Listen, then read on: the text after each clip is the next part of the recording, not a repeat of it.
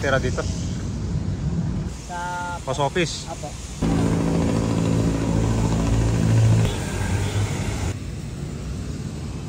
Kayo ba'y napapadaan dito sa MacArthur Beach papuntang Carriedo? Napapansin nyo tong lugar na to na unting-unting nasisira.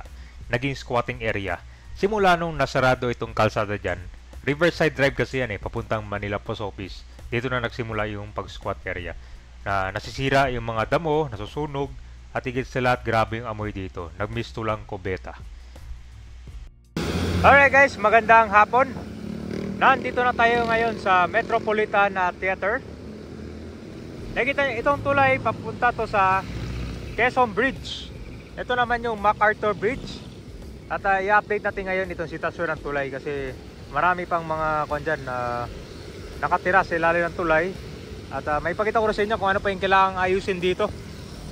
And ito po yung hidden garden. So dito bukas na pala itong daanan.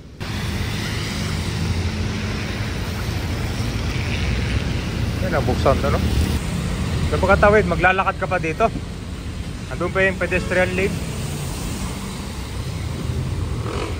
Ito yung hidden garden, no? Araw-araw dinidiligan ng tubig.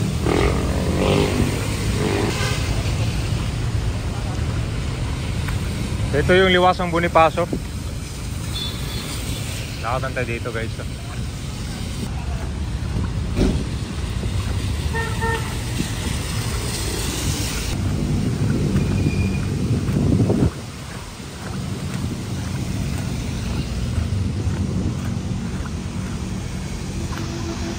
Kailangan din ayusin din mga pastura dito. Grabe yun. Ano mga kabayan, no? Nasira na yung mga halaman, no? Saan tinatapon, no?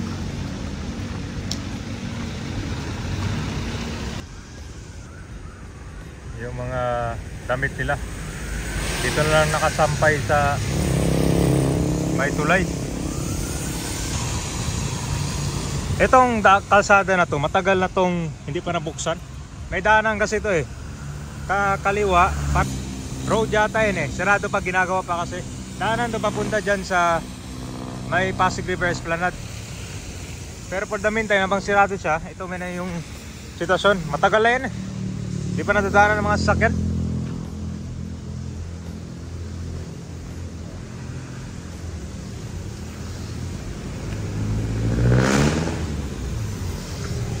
So ito pa yung kailangan ma-relocate kabayan itong mga dito. Itong mga yan, nakatira dito. Ito kasing lugar ito, madalas binabahayan. So sinarado kasi may... parang katulad sa kapila. Di ba may daanan to dati dito? Opo, dati.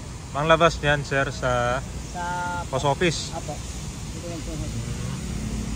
Tagal na kasing sirado no? Matagal na nakatira dito sir? Opo, dito po kami nakatira. Taon na po kami dito. Tagal na, mga anong taon pa? Nung hindi pa nalalockdown.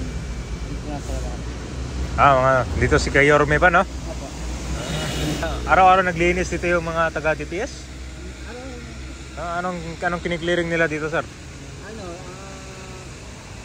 lang sila yung Mga basura? Mga basura, yung mga nakakalat na ganyan. So yun dito sir, hindi pa nila pinapalis pa naman yung mga temporary dito? Yung mga nakatira? Hindi pa no? Pag sinabi na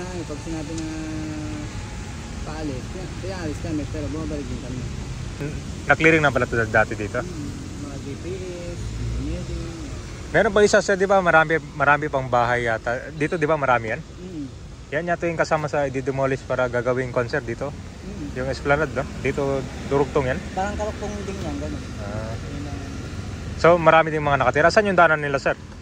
So ang daanan nila dyan, kasi madalang lang kasi pumasok yun. Madalang lang? Makapasok ka ba dyan o meron ng bantay? May bantay dyan. May bantay? Parang may pan pala dito, no? Tingnan nasisira pala. Ang nasisira dito, yan no? Mga ginagamitan nila pang sunog. Nasayang lang.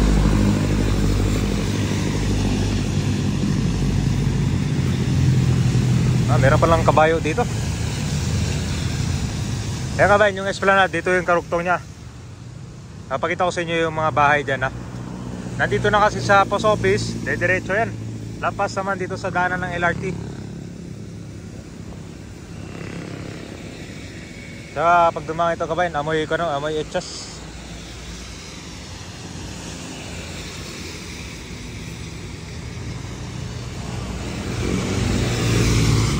Saka yung mga bakal din dito, unting-unting nawawala.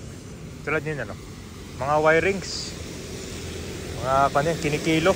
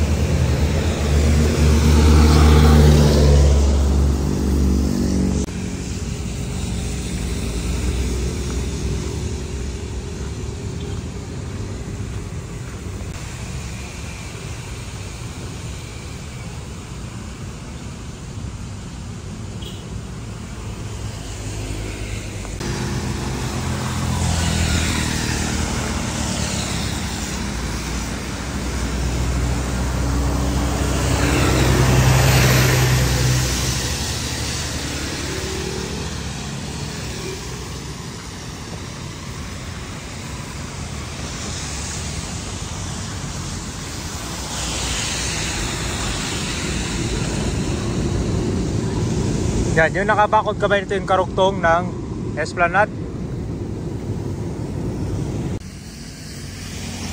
So yung mga bahay na dyan sa likod, hindi nakakita. Nakpa na siya eh. Pero may nakaabang na dito na bubutasin no?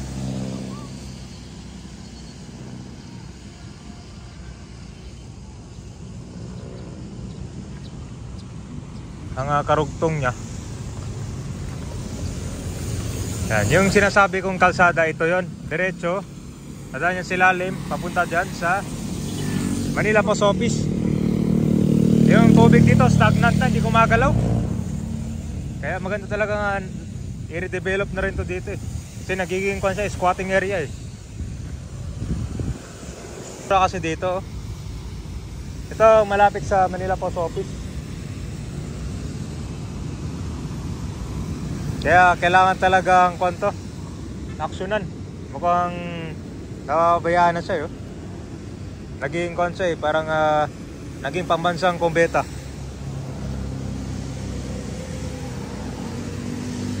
Wala kaya na, legit din parang napabayaan na siya kasi tambak na yung mga basura matagal na.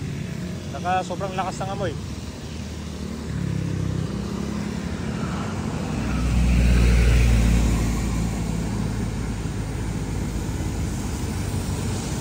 Yung puno dito nasira na lang. Ang nangyayari dyan? Pansigal ito yung nasunog. Kulang.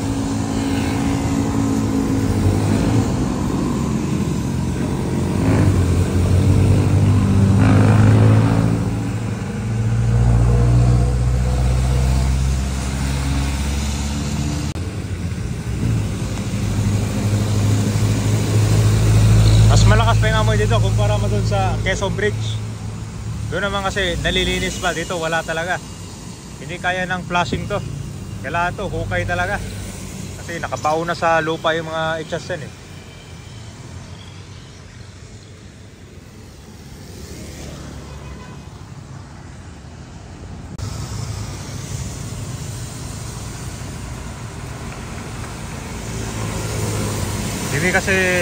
Hindi kasi halata dito pagka baba.